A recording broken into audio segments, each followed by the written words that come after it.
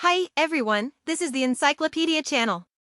The book interpreted by this program is called Psychologie de la peur, which is a popular science book about fear and phobia. The author of this book is Christophe André. He is a famous French psychologist, psychiatrist, and best-selling author, and a leader in French cognitive behavioral therapy. The author has been engaged in phobia treatment for more than 20 years.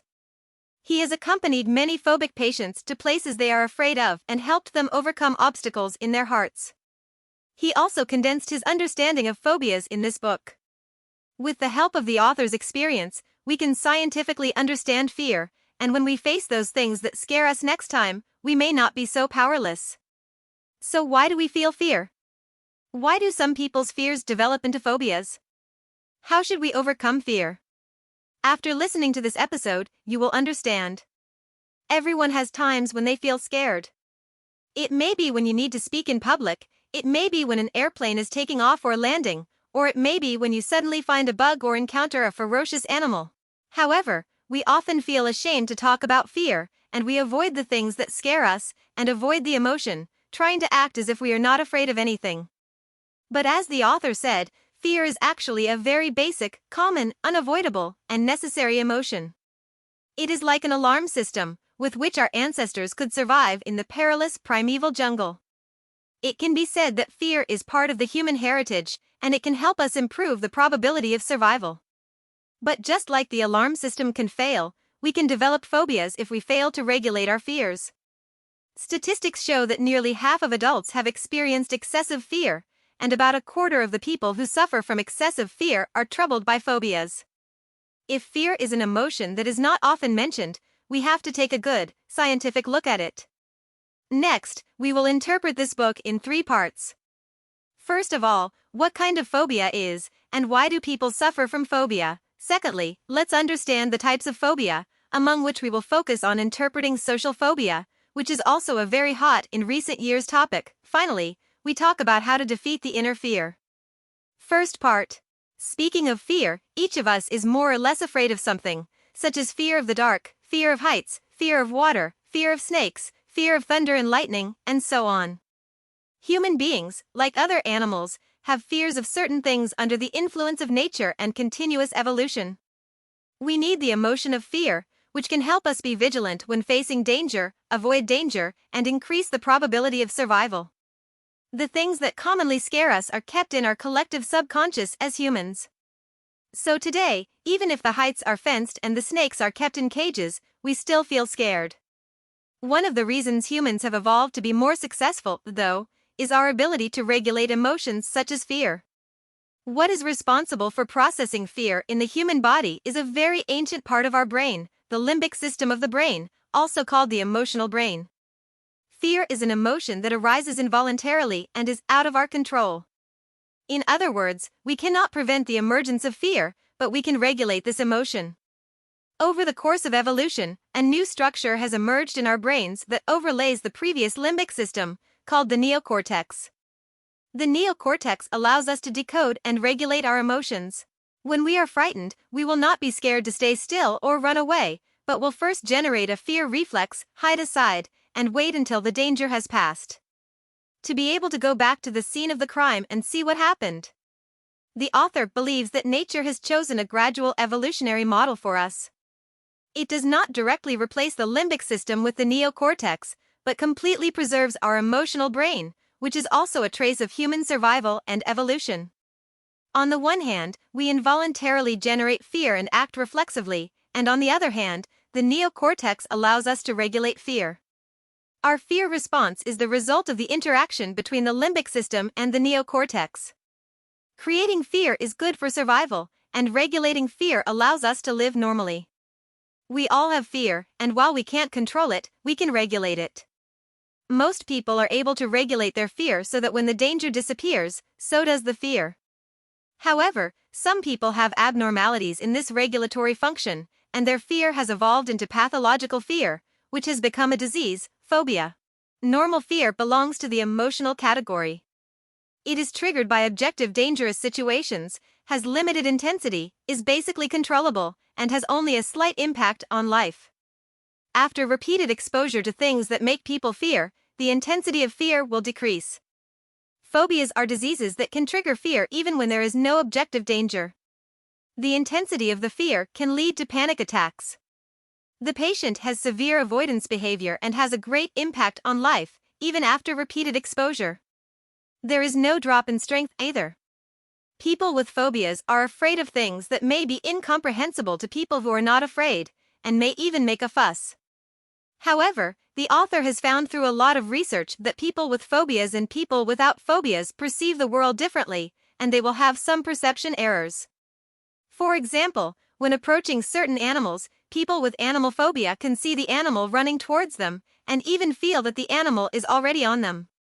People with a fear of heights can feel themselves falling when they lean out. The level of activation of their senses is completely different from that of people without phobias. Even though the dog is on a leash and the rational brain knows it's not a threat, the amygdala reacts much faster than the rational brain does. Before the rational brain can react, their amygdala has already sounded the alarm. So why do people suffer from phobias? The author believes that phobias are formed under the dual influence of physiological factors and environmental factors. Physiological factors are inherited, including family inheritance and species inheritance. Species inheritance is what we said above, the fear of certain things in the collective subconscious of human beings. Environmental factors are personal life experiences. Different phobias have different effects on the two factors. For example, the fear of water, animals, and heights is more affected by genetic factors, while the fear of driving phobia caused by encountering a car accident is affected by acquired factors. Affect more. In most cases, phobias are the result of the interaction of two factors, and genes cannot determine everything. For example, a child with a sensitive personality will have completely different development trajectories in different living environments. Improper education and an environment that does not provide a sense of security may worsen children's fears, but a safe living environment and education that helps children ease their emotions can restore a child's sensitive personality.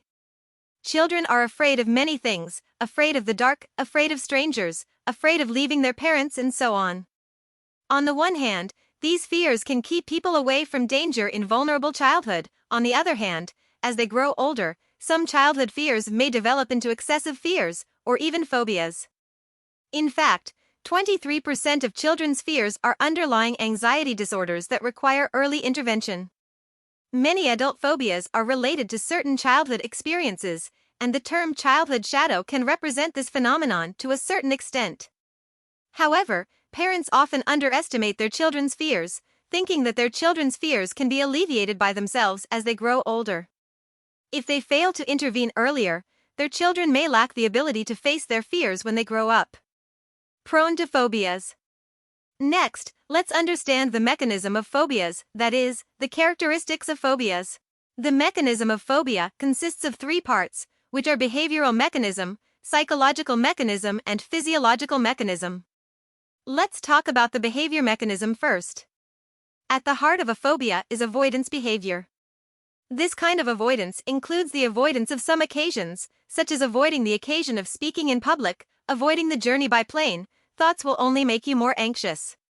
This is the paradox of the fearful thought: the less you want to think about it, the more you can't help but pay attention to it. For phobic patients, they may also unconsciously package this avoidance as a way of life of their own. For example, instead of "I'm afraid of socializing," he would say "I don't like to be around people," or "I don't like being outdoors," instead of "I'm afraid of bugs."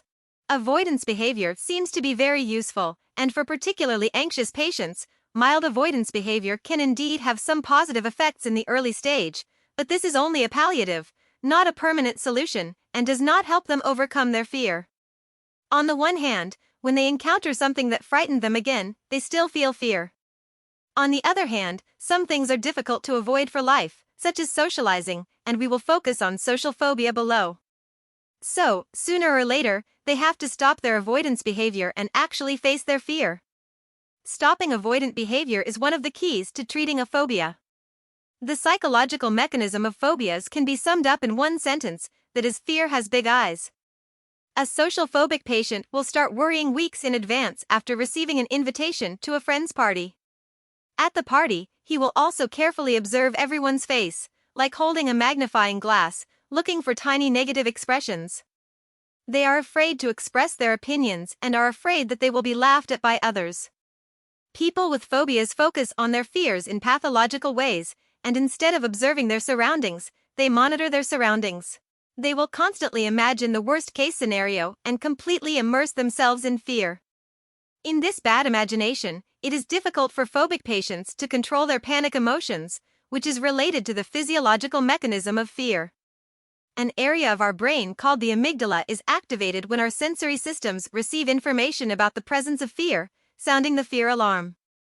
For example, seeing something that looks like a snake, the amygdala of a phobic patient will immediately send out a fear alarm, attention. There is a suspicious object, and take the first survival measure, stay still. Next, the alarm will be passed to the almond paranuclear brain structures associated with fear, mainly the hippocampus and parts of the prefrontal cortex. The main function of the hippocampus is to compare various past experiences. Has this happened to me before? How did I solve it before? At the same time, the prefrontal cortex brings together all sensory, emotional, and personal information to formulate a plan of action and issue instructions. But for people with phobias, two brain structures, the hippocampus and the prefrontal cortex, may not be able to block the alarm signals from the amygdala, so the fear goes unchecked, potentially triggering a panic attack. For example, when we are nervous or fearful, there is a feeling that my mind goes blank. Research has shown that this phrase is not just a figurative metaphor.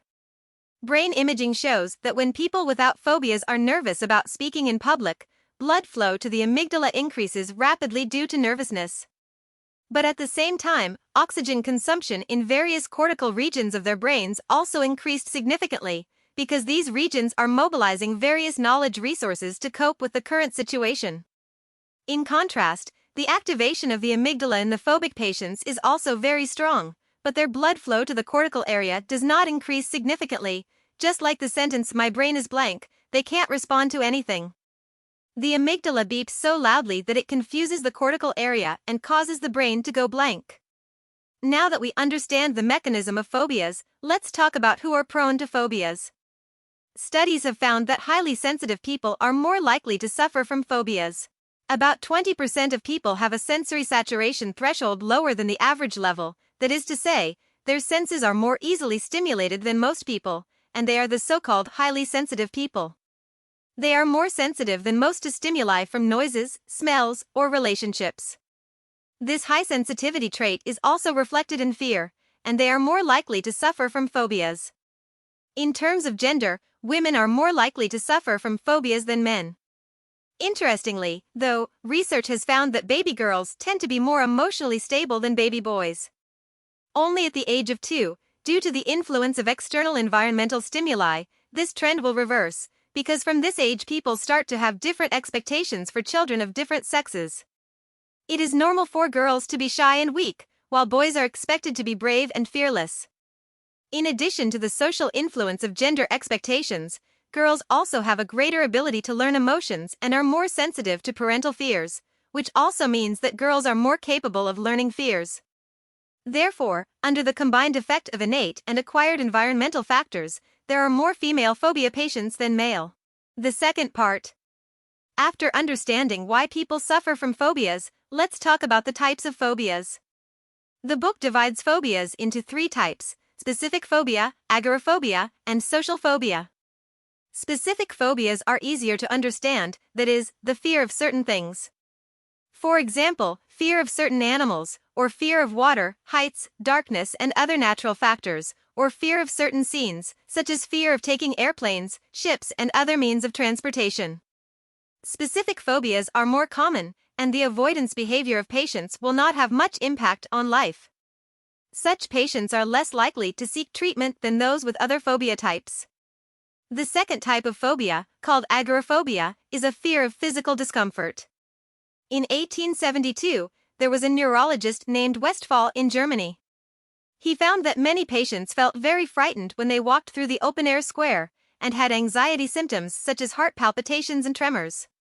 The disease is named agoraphobia. Later, researchers discovered that what patients with agoraphobia are really afraid of is not a space like a square, but a feeling of discomfort. This fear can appear anywhere, but it will be aggravated in some public places. When this kind of fear is relatively mild, it can cause convulsions, dizziness, or other strange feelings, but when this kind of fear is very strong, the patient may even have a near-death experience or a feeling of insanity, that is, a panic attack. Occasionally in our lives, we may have some strange thoughts that cannot be controlled. For example, when speaking in public, I can't help but think, what if I forget the next word? And when I'm swimming in deep water, some thoughts will pop up in my head. What will happen if I get cramps? This kind of strange thought will make people feel uncomfortable. For most of us, this discomfort will not last long, because we will immediately tell ourselves not to think about it. But for some people, these discomforts may become stronger instead, and even symptoms such as breathing disorders and rapid heartbeats may appear. They worry that they are out of control, and when this feeling intensifies, it can lead to a panic attack. A panic attack is a very rapid and intense anxiety attack, accompanied by physical symptoms, such as suffocation, chills, dizziness, etc., and sometimes a sense of unreality. Patients will lose control of themselves, so they may make some abnormal behaviors, such as deliberately banging on windows. It becomes agoraphobia when sufferers reduce travel to avoid panic attacks. The father of evolution, Darwin, suffered from agoraphobia. Since the age of 28, he often felt anxiety attacks, rapid heartbeat, and dizziness. Therefore, after traveling around the world, he lived a reclusive life. The third type of phobia is social phobia, which the author believes is the most devastating type of phobia because it destroys the fundamental nature of human beings as social animals. Most of us are nervous or shy in social situations, and such fears are benign and normal. Today we like to joke that I am social terror, and most of them are to this extent. We won't really be unable to socialize normally, nor will it be difficult to accept the gaze of others. This is not the case with true social phobia, which is an intense disorder in which sufferers experience extreme distress in social situations and even panic attacks, and experience anxiety, shame, and depression about their social incapacity, which seriously affects their quality of life. Some people with social phobia are afraid of any interaction in daily life. The fear comes from the eyes of others, and their social life will be very painful. Epidemiological statistics show that about 2% to 4% of people suffer from this disease, and many of them suffer from depression or alcohol addiction at the same time. Moreover, the diagnosis of social phobia often takes a long time, and the average diagnosis time can reach 15 years. There are actually various types of social phobia. Some are afraid of occasions where they need to show themselves, such as participating in interviews and speaking publicly. Some are afraid of being watched by others, such as simply walking, drinking water, etc. I am afraid of being watched by others. Some are afraid of self-expression, afraid of expressing my deeper thoughts, so it is difficult to establish an intimate relationship with others. Social phobia can happen to people of different personalities.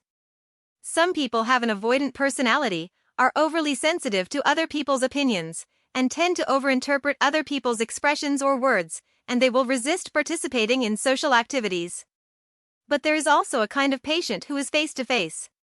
They are also afraid, but they will choose to face social situations, protect themselves through indifferent and aggressive behavior, and keep others at a respectful distance. Their indifference is only a shell, and inside is deep anxiety and emotional burden. However, different social phobia patients have shown some common characteristics, that is, excessive self-focus, easy to have strong self-criticism and negative reflection on themselves, and easy to generate anger. They focus on themselves not because of narcissism, but because they pay close attention to their physical reactions.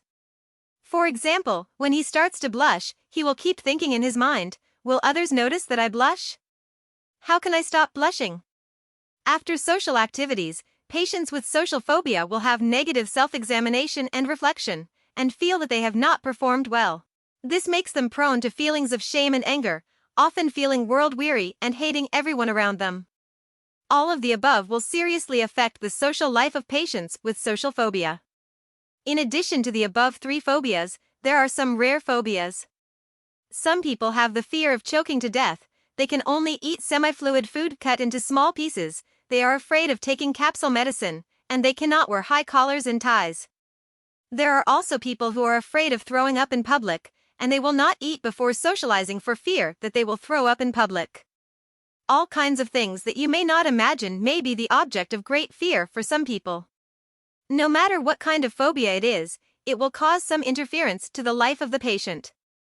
Therefore, overcoming fear is a compulsory course for phobia patients. In fact, even for people without phobias, we have occasional fears and moments in our lives, so learning to overcome fears has meaning for everyone. The third part. So, exactly how to beat fear. The problem is not the fear, but the reaction to the fear. The problem with a phobic person is vulnerability in the face of fear. The way to deal with fear is to learn not to be afraid of it, to learn to control it. The treatment of phobias is to allow phobic patients to face their fears and accept them to a certain extent. The authors suggest that currently only 2 treatments are proven to be effective: pharmacotherapy and cognitive behavioral therapy. Among them, cognitive behavioral therapy is the most recommended therapy for the initial treatment of phobias in the past 10 years. The focus of cognitive behavioral therapy is not to find out the root of the patient's fear and recall the painful past with him, but to adapt symptoms and the environment to help the patient face the fear alone and gain autonomy. Key techniques include exposure therapy and cognitive restructuring, as well as relaxation, breath control, and more. Next, let's take social phobia as an example to specifically talk about the methods of treating phobias. First, people with social phobia need to do some cognitive exercises. For patients with social phobia, one of the keys to treating social phobia is to accept their truest appearance and change some of their cognitive misunderstandings. Sociophobic people tend to be very self-absorbed and often misread what others think of them. They usually have negative thoughts about themselves when socializing, thinking I look stupid, did I say the wrong thing, and so on. But know that not everyone is judging you, people are not going to judge you. Patients with social phobia should learn to recognize these thoughts when they pop up, and stop such negative thoughts in time. When you recognize your fear, learn to analyze it, try to change your thinking mode, and stop unrealistic predictions. Sociophobia sufferers can't help but imagine the worst-case scenario, creating unnecessary anxiety. For example, some people are afraid of going to a dinner party. He will worry that he will not be able to chat with people very easily and naturally, and he will worry that others will look at him in a strange way. But he actually has the right not to speak, and it's okay to chat casually, it's just a social ritual. It's important to do some of this mind-shifting exercise, speaking at a meeting, going to the store, and so on, and situations that scare them can be revisited in a positive way by shifting their minds. For patients with social phobia, what they need is to tell themselves not to overimagine and care about other people's opinions, and they don't have to please everyone. In addition to cognitive exercises, overcoming social fear also requires some practice in real situations, and exposure exercises are a common method. Among them, the scene exposure exercise is the most classic. The therapist will invite patients to face their fears, such as giving public speaking to patients with social phobia. Another method is the exposure of inner feelings. Inner feelings refer to the physical feelings that phobia patients are afraid of, that is, the uncomfortable and anxious feelings. The therapist will deliberately create this discomfort, such as asking the patient to stride up the stairs to speed up the heartbeat, sit on a chair and turn a few times to achieve the effect of dizziness, and guide the patient to practice and learn to endure without anxiety this discomfort. Exposure exercises allow patients to face their fears step by step, and this therapy needs to follow some rules. First, the exposure time should be long, usually more than 45 minutes. Second, the exposure should be comprehensive, and even slight avoidance behavior should be avoided as much as possible. Exposure needs to be repeated. One exposure exercise is far from enough. Repeated exercises are necessary to gradually transform one's brain synapses and make one's emotional brain gradually believe that danger does not exist. Most importantly, exposure exercises are gradual. For example, patients with fear of heights can try to stand on a chair first, then on a table, then on a balcony, on a bridge, and so on. For a patient with social phobia, he can list 10 occasions that make him feel scared, and rank them according to the degree of anxiety, perform exposure exercises from low to high, and gradually overcome all occasions that cause anxiety. The first goal might be to ask a pedestrian on the road for directions, and the second goal might be to walk into a store and have a conversation with a strange salesperson. Start with small goals, take your time, and do one thing at a time. Through exposure exercises, on the one hand, it can improve the avoidance behavior of patients with social phobia, and let patients find that the occasions they have avoided are actually not a big deal. On the other hand, it can help patients learn not to have panic attacks due to fear and shame. Instead of avoiding it, it's better to learn to adapt to fear. When you no longer flinch, it's your turn to flinch. The author said that when he was nearing the end of his psychotherapy with the patient, he asked the patient what helped them the most, and the patient's answer, it's the same: it's when you force me to face my fears. We just took social phobia as an example and talked about how to treat social phobia through exposure exercises and cognitive exercises. In addition, the author also gives more small exercises and small methods in the book. If you are interested, you can also go to the book to browse more content. Because the space is limited, I will not explain it here. Now let's make a summary. Fear is something we all experience, and it's a fundamental, necessary emotion. It helped our ancestors survive in the perilous jungle, and it also left many fears in our collective subconscious. We cannot avoid fear, but we can regulate it, and when this regulation fails, we can develop a phobia. The central feature of a phobia is avoidance of what it fears and a pathological focus on its fear. Highly sensitive people are more likely to suffer from phobias, and women have more phobias than men. We have learned about 3 types of phobias, among which social phobia is a topic we are more concerned about.